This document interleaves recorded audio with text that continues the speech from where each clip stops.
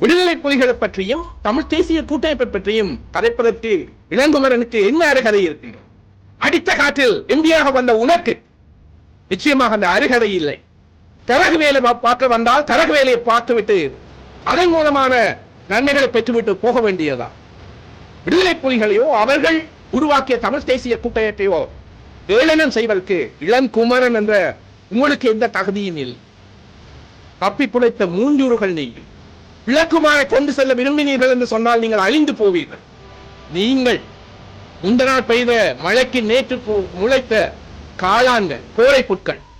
ஒன்று, நீங்கள் இந்த தென்னாட்சி 2 சபைகளையும் ஆட்சியை கைப்பற்றி விட்டீர்கள் என்று சொன்னால் நாங்கள் அரசியல் இருந்து ஒதுங்கிக் கொள்கிறோம்.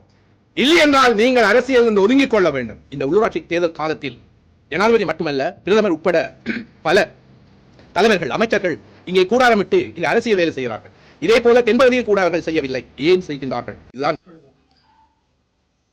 தேசிய மக்கள் சக்தியினுடைய யாழ் மாவட்ட பாராளுமன்ற உறுப்பினர்களுடைய அபத்தமான அரசியல் பேச்சுக்கள் தொடர்பாக ஒரு மூத்த அரசியல் செயற்பாட்டாளர் என்ற வகையில் சில கருத்துக்களை சொல்வதற்கு நான் கடமைப்பட்டுள்ளேன். நேற்றைய ஊடக சந்திப்பு ஒன்றில் தேசிய மக்கள் சக்தியினுடைய பாராளுமன்ற உறுப்பினர் இளங்குமரன் அவர்கள் பல மோசமான கருத்துக்களை முன்வைத்திருப்பதை நான் வன்மையாக கண்டிக்கின்றேன். அவர் விடுதலை புலிகளை பற்றியும் அவர்களால் உருவாக்கப்பட்ட தமிழ் தேசிய கூட்டமைப்பை பற்றியும் மிக கீழ்த்தரமாக பேசியிருப்பதுடன் சாவகச்சேரி நகர சபை மற்றும் பிரதேச சபைகள் இரண்டையும் நாங்கள் கட்டாயம் வெற்றி கொள்வோம் என்ற வகையில் ஒரு நம்பிக்கையையும் வெளியிட்டிருப்பதை பார்க்கக்கூடியதாக இருக்கின்றது. இளங்குமரனுக்கு சில விடயங்களை நான் தெளிவுபடுத்த விரும்புகின்றேன். தென்மராட்சி மண் வீரம் செறிந்த மண், தமிழ் பற்றும் இனப்பற்றும் மிகுந்த மக்களை கொண்ட மண். அது பற்றி உங்களுக்கு தெரிந்திருக்க வாய்ப்பில்லை.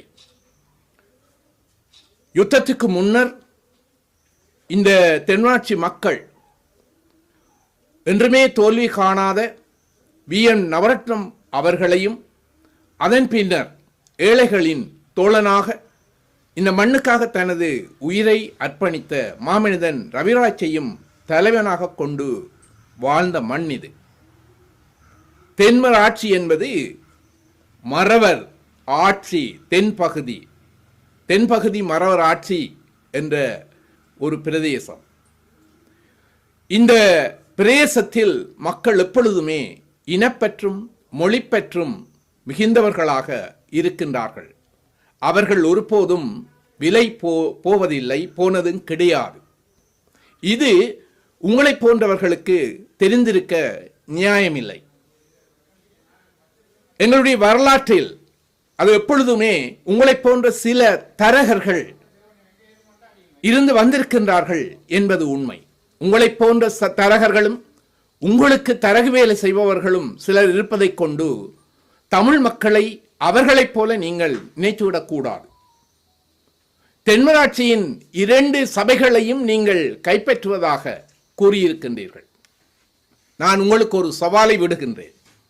இந்த 2 சபைகளையும் நீங்கள் கைப்பற்றினீர்கள் என்று சொன்னால் நான் இந்த அரசியல் பேசுவதில் இருந்து ஒதுங்கிக் கொள்கின்றேன்.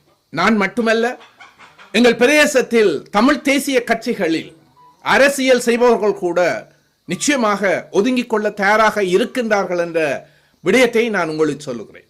ஆனால் அந்த 2 சபைகளையும் நீங்கள் கைப்பற்றாவிட்டால் நீங்கள் உங்கள் பாராளுமன்ற உறுப்பினர் பதவியை வேண்டாம். அது உங்களுக்கு தேசிய லொத்தரில் கிடைத்த ஒன்று. இந்த 5 வருடங்கள் முடிந்தால் அதை அனுபவித்து விட்டு போங்கள். ஆனால் அதன் பின்னர் அரசியல் பேசக்கூடாது. நீங்கள் அந்த அரசியல் பேசுவதில் இருந்து ஒதுங்கி இருக்க வேண்டும் என்று கேட்கின்றேன். நீங்கள் அந்த சபைகளை கைப்பற்றாவிட்டால் அதிலிருந்து ஒதுங்கி இருங்கள். நீங்கள் கைப்பற்றினால் நாங்கள் எல்லோரும் அரசியலில் இருந்து ஒதுங்கிக் கொள்கின்றோம். இந்த சவாலை நீங்கள் ஏற்க தயாரா? அதுக்கு மேலாக இந்த தென்மாட்சி மக்களுடன் ஒரு பொது வழியில் உங்களை நான் விவாதத்துக்கு அழைக்கின்றேன். விடுதலை புலிகள், தமிழ் தேசிய கூட்டமைப்பு, எங்களுடைய அரசியல், எங்கள் தலைவர்களை பற்றி நாங்கள் கதைப்போம். உங்கள் ஏவிபியினுடைய என்பிபியினுடைய விடயங்களை நாங்கள் விவாதிப்போம். மக்கள் முன் எங்கள் தென்மாட்சி மக்கள் முன் விவாதிக்க நான் தயாராக இருக்கின்றேன். அன்றாபுரத்திலேயோ கம்பகாவிலே இருந்து கொண்டு வருகின்ற மக்களை போன்று அல்ல. எங்கள் மண்ணில் உள்ள மக்களின் முன்னால் விவாதத்துக்கு நீங்கள் தயார் என்றால் நானும் தயாராக இருக்கின்றேன். இந்த தென்மாட்சி மண் ஒருபோதும் விலை போனதில்லை. அணைக்கும் அடி சறுக்கும் என்ற வகையில் சென்ற தேர்தலில் எங்கள் மக்களில் ஏற்பட்ட சில சலனங்களின் காரணமாக தப்பி பிழைத்த மூஞ்சூறுகள் நீங்கள். விளக்குமாறை கொண்டு செல்ல விரும்பினீர்கள் என்று சொன்னால் நீங்கள் அழிந்து போவீர்கள். விடுதலை புலிகளை பற்றியும் தமிழ் தேசிய கூட்டமைப்பை பற்றியும் கதைப்பதற்கு இளங்குமரனுக்கு என்ன அருகதை இருக்கின்றது? எங்கோ காற்றில் அடித்த காற்றில் எம்பியாக வந்த உனக்கு நிச்சயமாக அந்த அருகதை இல்லை. தரகு வேலை பார்க்க வந்தால் தரகு வேலையை பார்த்துவிட்டு அதன் மூலமான நன்மைகளை பெற்றுவிட்டு போக வேண்டியதுதான். எங்கள் மக்கள் உரிமைகள், எங்கள் மக்களினுடைய அரசியல் அபிலாசைகள், இவை பற்றி கதைப்பதற்கு இளங்குமரனுக்கு எந்த தகுதியும் இல்லை. இந்த மண் எவ்வளவோ தியாகங்களை செய்த மண், அது தெரிந்திருக்க முடியாது. இப்பொழுது துயிலும் இல்லமாக இருக்கின்ற இல்லங்கள் முன்னர் மாவீரன் மயனமாக இருந்தது. காலையில் ஒரு பொறுப்பாளர் யுத்தத்தில் வீரச்சாவடைந்த வித்துடல்களை எரிப்பதற்காக லொரியில் விறகுகளை கொண்டு பறித்துவிட்டு கொடியாமம் மாவீர மயத்தில் பறித்துவிட்டு செல்கின்றார். அந்த இடத்தில் சொல்கின்றார், சார், சில வேளைகளில் இந்த விறகில் முதல் நான் தான் வித்துடலாக படுத்திருப்பனோ தெரியாது. மாலையில் அவன் கூறியவாறே அந்த வித்துடல் அவன் கொண்டு வந்த விறகில் தகனமாகின்றது. இது ஆயிரம் தியாகங்கள் செய்த மண் இது. எத்தனையோ தளபதிகள், உலகம் புகழ்கின்ற தளபதிகளை தந்த மண் இது. விடுதலை புலிகள் தமிழ் தேசிய கூட்டமைப்பை உருவாக்கினார்கள். அதனூடாக தமிழ் மக்களை ஒன்று திரண்டார்கள் என்பதை நீங்கள் விளங்கிக் கொள்ள வேண்டும். எங்கள் அரசியல்வாதிகள் விட்ட சில தவறுகள காரணமாக விடுதலை புலிகளையோ அவர்கள் உருவாக்கிய தமிழ் தேசிய கூட்டமைப்பையோ ஏளனம் செய்வதற்கு இளங்குமரன் என்ற உங்களுக்கு எந்த தகுதியும் இல்லை.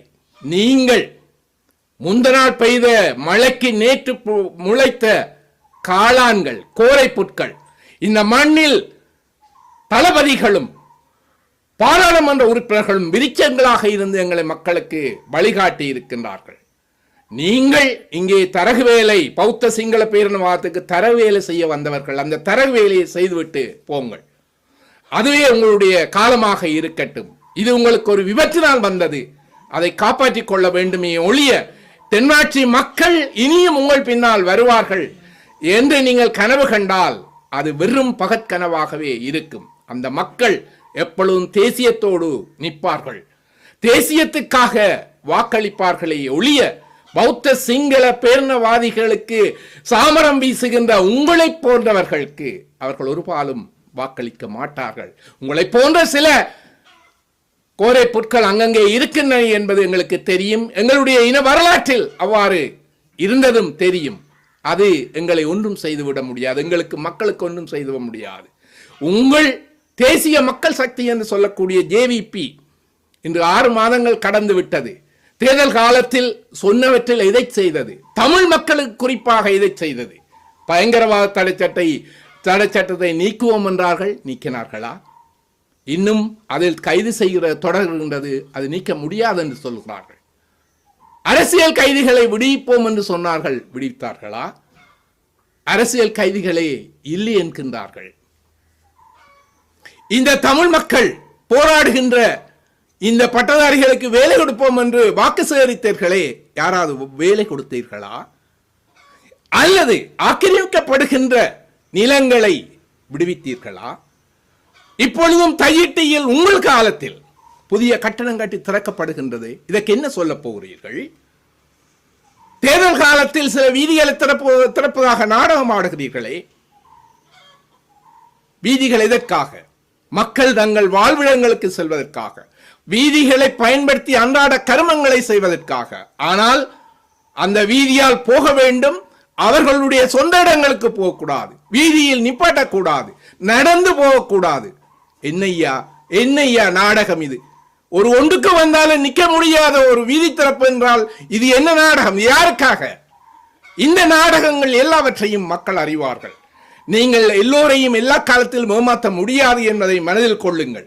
நிச்சயமாக தென்னாட்சி மக்கள் உட்பட எங்கள் தமிழ் மக்கள் இம்முறை இந்த உள்ளூராட்சி தேர்தலில் உங்கள் எல்லோருக்குமே ஒரு பாடம் போட்டுவார்கள். அதை நீங்கள் தெளிவாக விளங்கிக் கொள்ள வேண்டும்.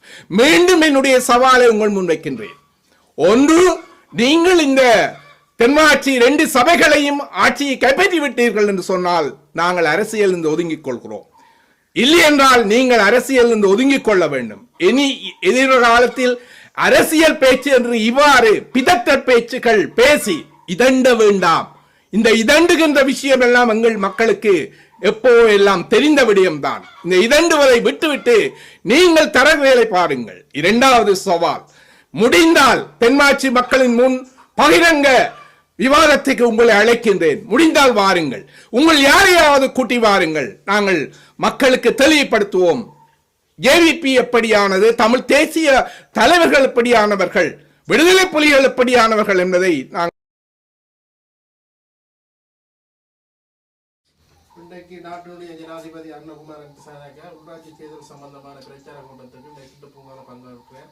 அது தொடர்ந்து உங்களை நிலைப்பாடு மக்களுக்கு என்ன சொல்ல போறேன்?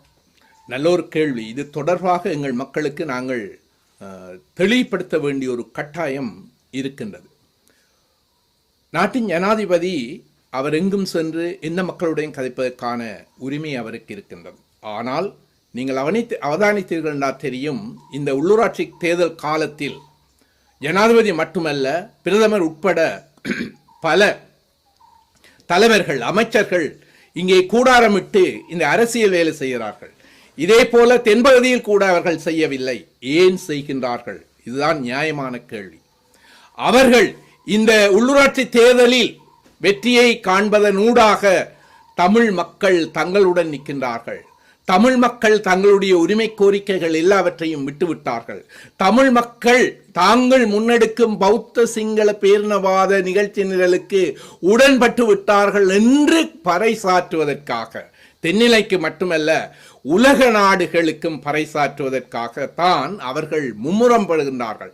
அதாவது சமத்துவம், சகோதரத்துவம் எல்லாம் சமம் என்ற ஒரு போலியான வார்த்தையை கொண்டு எங்களுடைய தமிழ் இனத்தை இல்லாமல் செய்வது, அவர்களுடைய தாயகத்தை இல்லாமல் செய்வது, இதற்காக அவர்கள் அல்லும் பகலும் உழைக்கின்றார்கள். ஒரு விடயத்தை நாங்கள் கவனத்தில் கொள்ள வேண்டும். அண்மையில் நடைபெற்ற சர்வதேச மனித உரிமை பேரவையில் இலங்கையினுடைய வெளிநாட்டு அமைச்சர் கேரத் அவர்கள் என்ன சொன்னார்கள்? வடக்கு கிழக்கு மக்கள் முழுவதும் எங்களுக்கு ஆதரவு தருகின்றார்கள் என்று அங்கே சொன்னார். வடக்கு கிழக்கு மக்கள் உங்களுக்கு ஆதரவு தந்தார்கள். இந்த 7 மாதத்தில் அந்த மக்களினுடைய அடிப்படை அரசியல் பிரச்சனைகள், இந்த யுத்த குற்றங்கள், காணான போனவர்கள், அரசியல் கைதிகள், என்ன நடவடிக்கை எடுத்தீர்கள்? அப்போ மக்கள் தெளிவாக விளங்கிக் கொள்ள வேண்டும். எங்களை கபலீகரம் செய்து இலங்கை முழுவதையும் பௌத்த சிங்கள பேரினவாத நாடாக மாற்றுவதுதான் அவர்களுடைய நோக்கம். அதற்காகத்தான் மாறி மாறி மாறி இங்கே வருகின்றார்கள். ஒரு உள்ளூராட்சி சபை அந்தந்த பிரதேசத்தினுடைய மக்களால் ஆளப்பட வேண்டிய சபை, அந்தந்த மக்களுக்கு ஆளுகின்ற சுதந்திரத்தை கொண்ட சபைக்கு ஏன் கொழும்பில் இருக்கின்ற அந்த பௌத்த சிங்கள அரசு இங்கே அதை கைப்பற்ற விரும்புகின்றது என்பதில் இருந்து மக்கள் தெளிவடைய வேண்டும். இதனூடாக அவர்கள் எங்களை இலங்கையர் என்ற ஒன்றில் அடக்கி பௌத்த சிங்களவர்களாக மாற்ற முயற்சிக்கின்றார்கள். இலங்கையில் ஒரே இனம் என்ற நோக்கத்தை அவர்கள் அடைய முயற்சிக்கின்றார்கள். ஜேவிபியினுடைய கடந்த கால வரலாறு எங்களுக்கு தெரியும். இப்பொழுது அது என்பிபி என்ற முகமூடியோட வருகின்றதை ஒழிய நிச்சயமாக இதுவரை ஆட்சி செய்தவர்களோட மிக மோசமானவர்கள் இவர்கள் என்பதை இன்னும் சில காலத்தில் மக்கள் உணர்வீர்கள். எனவே பட்டதன் பின் அறிவு பெறுவதன் முன்னர் ஏற்கனவே நாங்கள் பட்ட அனுபவத்தை கொண்டு தெளிவடைந்து இந்த உள்ளூராட்சி மன்றத்தில் மிக தெளிவாக ஒரு செய்தியை சொல்ல வேண்டும். தமிழ் மக்கள் அனைவரும் அனுராவுடன் இல்லை, பௌத்த சிங்கள தேசியத்துடன் இல்லை, தமிழ் தேசியத்துடன் நிற்கின்றார்கள் என்பதை உறுதியாக சொல்ல வேண்டும் என்று நான் இந்த இடத்தில் கேட்டுக்கொள்கிறேன்.